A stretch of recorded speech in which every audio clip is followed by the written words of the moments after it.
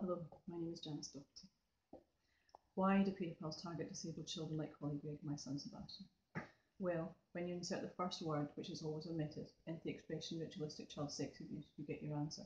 What type of ritual is it? Satanic ritualistic child sex abuse. When we looked up some of the powerful people we were aware belonged to the paedophile ring, which wanted to buy access to our son, we discovered that a lot of them are involved, not just with children's charities, but disabled children's charities, just like Jimmy Savile.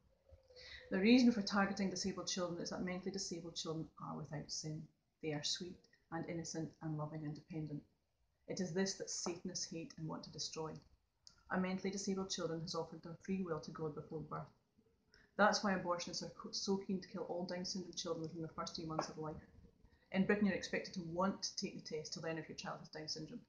For what reason would you take this test, other than to murder your own child if you think it might be disabled?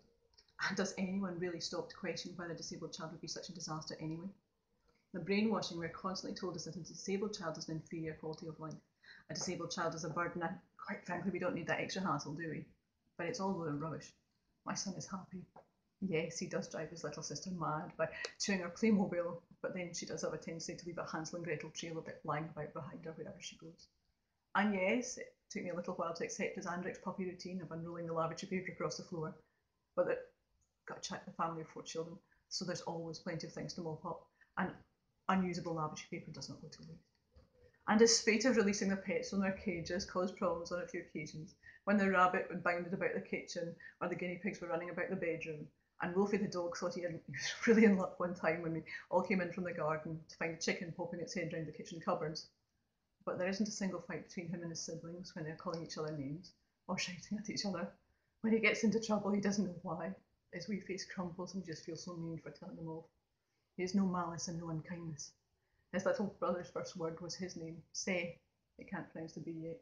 And he just dotes on his big brother, who he thinks is the coolest person in the whole wide world. And I know that in a couple of years' time they'll be digging holes to Australia in the back garden and drawing all over the living room walls to see how much they can colour a tin before their felt pens run out.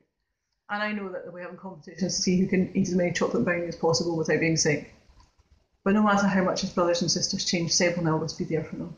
Just as loving, as sweet as always. And they'll always be there for him. Because when you have someone so wonderful in your life, you will never leave them behind. Never fall out with them. Never become competitive or jealous the way that so many brothers and sisters do as they get older. So because disabled children are pure, they are targeted most by those who are evil. It's that simple.